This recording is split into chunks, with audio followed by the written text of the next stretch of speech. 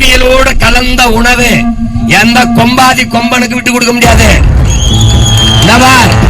எந்த கொம்பாதி கொம்பனுக்கு விட்டு கொடுக்க முடியாது. தேவையில்லாத வேலைய பனையர் கல்லறக்கிறவனை கைது செய்தவர் 6 மாசம்தான். ஒரு நாள் இந்த அதிகாரம் எனக்கு சிக்கும் வச்சு செஞ்சு விட்டுவேன். பூராத வச்சு செஞ்சு விட்டுவேன்.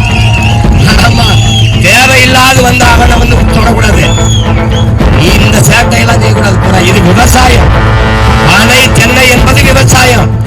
50-60 ஆண்டு கால பனையை 50 ரூபாய்க்கு விற்கிற அவலம்.